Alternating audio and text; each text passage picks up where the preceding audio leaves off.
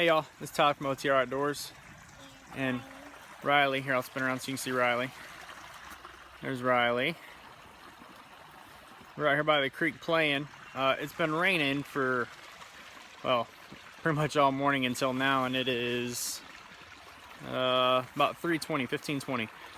So I'm going to show you a trick on how to get a fire going if you're going to use a twig fire. I went over in my split wood fire, it's the best method to use for rain, but I'm going to show you a quick trick that you can do with wet conditions if you're out like today. Today I only have my EDC.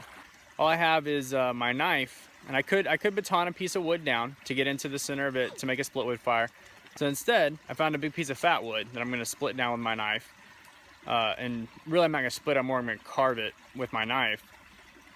And we're going to use it, because I got a nice big piece of it, to dry out the super small stuff that is wet from the rain and get our fire going now. Y'all, real quick, I wanted to show y'all how saturated the ground is.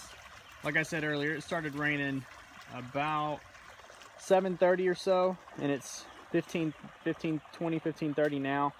So it's been raining for several hours.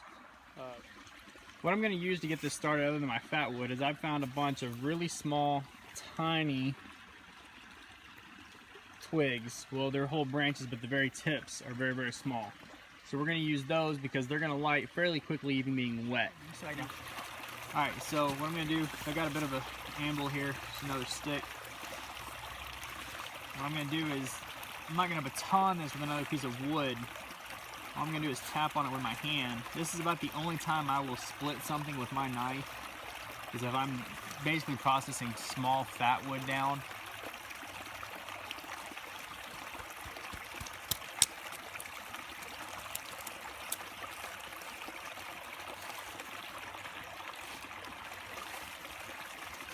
And like I said in my previous video, I don't like to use my knife, but I wanted to show y'all, because there are some days where you may be out hiking and have a rainstorm roll through, or somebody fall in the creek, and all you have is your EDC on you. Like today, all I have is my EDC. My EDC video, if you go back and watch it, tells you everything I've got on me today. And with this, I'm being a bit more selective on my sizes because everything is wet. I'm trying to get really, really, really thin, small stuff, and my pencil size stuff.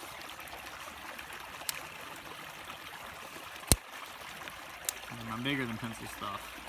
And quite a bit more selective with it being wet conditions like it is.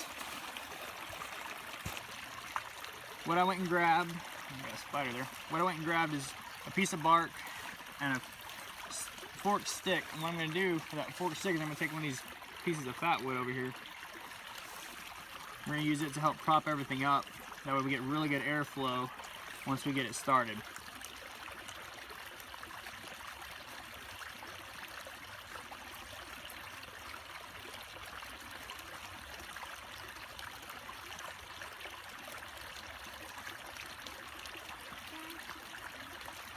So that should be about good. We're going to use a lighter for this.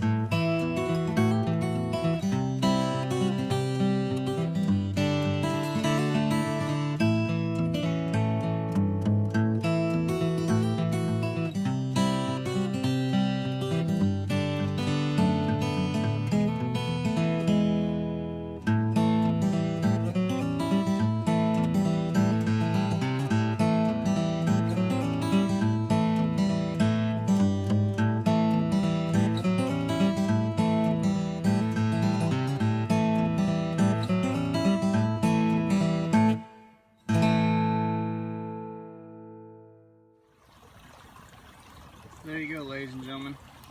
You just keep doing the same thing over and over and over again.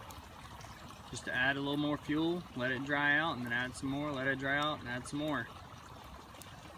Just take your time and be. One other thing I wanted to mention, y'all, if you're building a fire, we're just playing around here, and I wanted to show you how to do that fire with wet conditions.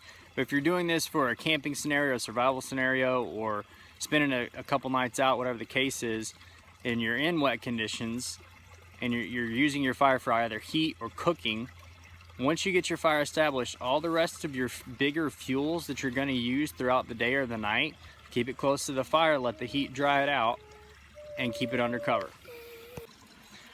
Okay, y'all, so that's how you start a twig fire in wet conditions. One of the ways you can start a twig fire in wet conditions, is to use fat wood, basically an accelerant. The pitch or the sap that's in the wood is an accelerant.